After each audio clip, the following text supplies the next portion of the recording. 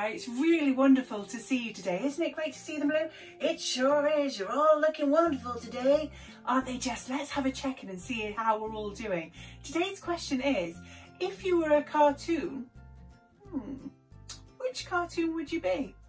Blue's having a think about it. Blue, what do you reckon? Well, I'd be Tom and Jerry because I love all the energy and the excitement and the chasing around, and it's so funny. That cat never seems to catch the mouse. That's right, they are really funny, aren't they? I think I'd be Snoopy because I love all the different characters in that cartoon. You agree, do you? Let's find out what we're doing today then. So we've got a really lovely story all about kindness. We have a wonderful messy activity, and Violet's going to be visiting as well for a mindful moment. It's going to seem to be really exciting, doesn't it, Blue? It sure does. Let's get on with it, Miss Nick. To make oobleck, you will need 2 cups of corn flour, a bowl, a cup, food colouring, this is optional. Begin by putting 2 cups of corn flour into the mixing bowl.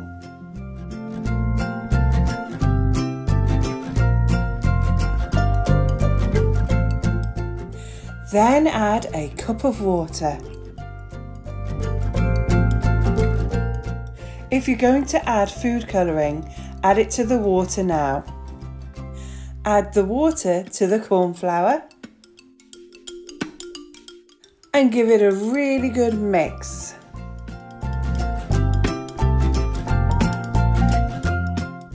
The joy of oobleck is that it feels both like a solid and like a liquid. Have fun sensing into what it feels like and experimenting with it.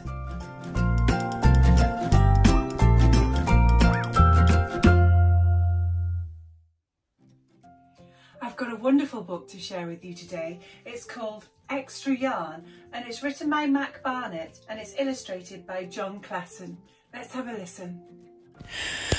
On a cold afternoon, in a cold little town, where everywhere you looked was either the white of snow or the black of soot from the chimneys, Annabelle found a box filled with yarn of every colour.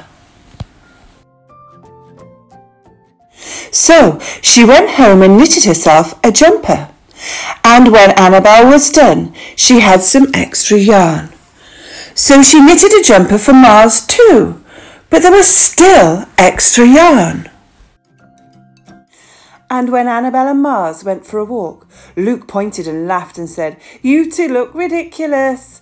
"You're just jealous," said Annabelle. "No, I'm not," said Luke. But it turned out he was. And even after she made a jumper for Luke and his dog and for herself and for Mars, she still had extra yarn. At school, Annabelle's classmates could not stop talking about her jumper. "Quiet!" shouted Mr. Norman. "Quiet, everyone! Annabelle, that jumper of yours is a terrible distraction. I cannot teach with everyone turning around to look at you." "Then I'll knit one for everyone," Annabelle said, "so they won't have to turn around." "Impossible," said Mr. Norman. "You can't." But it turned out she could, and she did, even for Mr. Norman. And when she was done, Annabelle still had extra yarn. So she knitted jumpers for her mum and dad, and for Mr. Pendleton, and Mrs. Pendleton, and for Dr. Palmer, and for little Louis. She made jumpers for everyone except Mr. Crabtree, who never wore jumpers or even trousers, and who would stand in his shorts with the snow up to his knees. "No jumper for me, thanks," said Mr. Crabtree. So she made Mr. Crabtree a hat, and even then Annabelle still had extra yarn.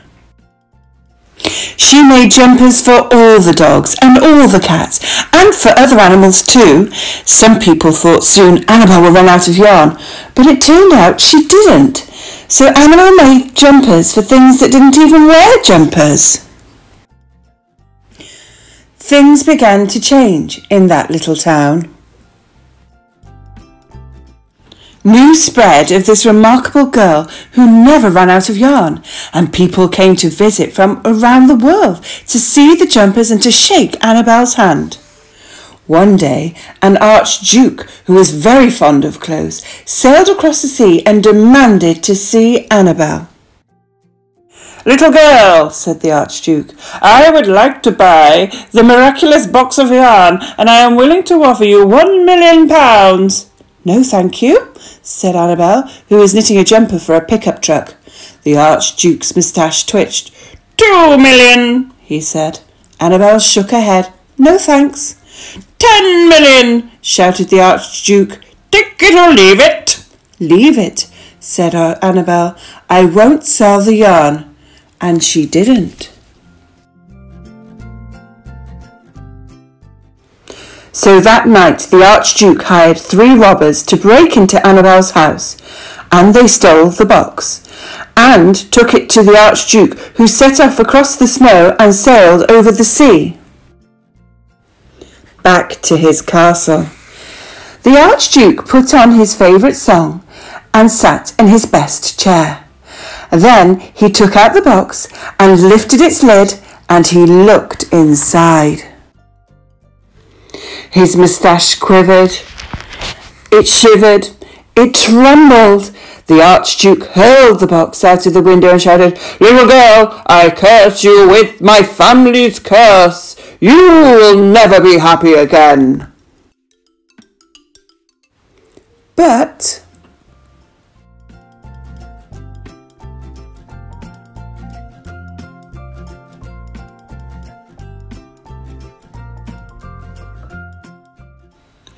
it turned out she was.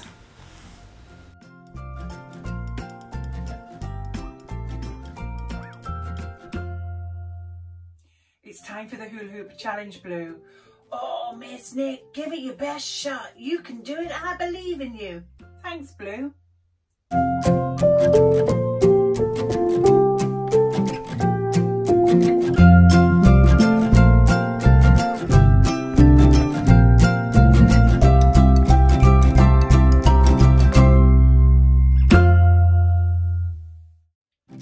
So Violet's here to see us. Hello there, Violet. How are you doing? Hello, Miss Nick. I'm really well, thank you. Have you come to bring us a mindful moment today? That's right, Miss Nick. And today I want to tell you about using an expandable ball. An expandable ball? How interesting. Sometimes they're called Hoberman balls, and they're a really useful tool to help us with our breathing. Remember, by having slow, deep breaths, it's the quickest and best way to calm our bodies down and calm our brains down. Oh, this sounds really exciting, Violet. Thank you for sharing this with us. So, I want you to just show the children the Hoberman ball, the expandable ball. Okay, so I've got this ball here. Is that right, Violet? That's right. And what happens is you place your 2 hands on the outside, and then you can stretch the ball to make it bigger and smaller. And what I want you to do, Miss Nick, is I want you to expand the ball as you're breathing in, like you're filling up your lungs with lovely fresh air. And then when you blow out through your mouth, I want you to make the ball grow smaller. Can you do that for me? We certainly can have a try, can't we? Right then, let's have a look. If you hold that bit there then, Violet. Okay, so we're going to breathe in through our noses, and we're going to have a slow breath in. Ready? And then we're going to take a slow, long breath out.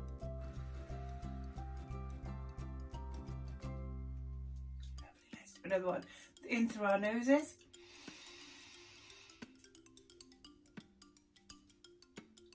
And then out through our mouths.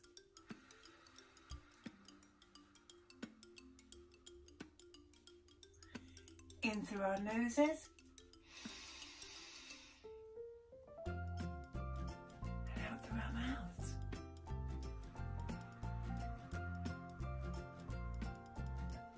One more for luck, shall we? In through our noses. And out through our mouths.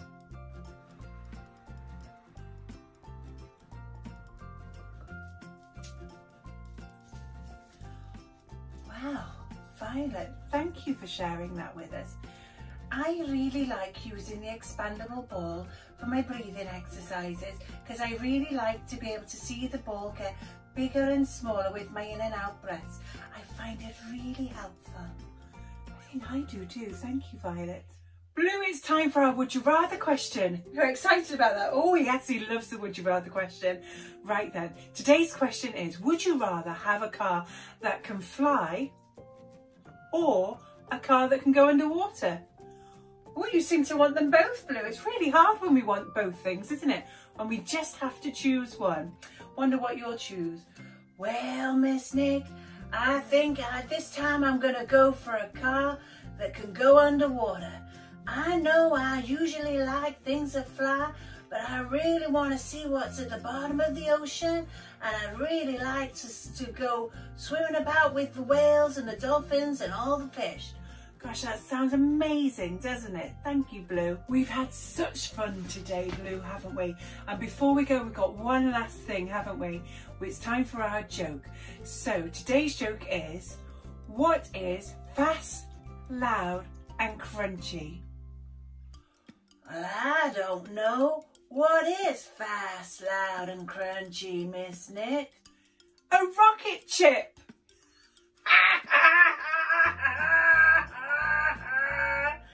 Is that funny? Rocket chip? I love it! Rocket ship, rocket chip! He likes that. Time to say goodbye now, everybody. See you soon. Hoi wow!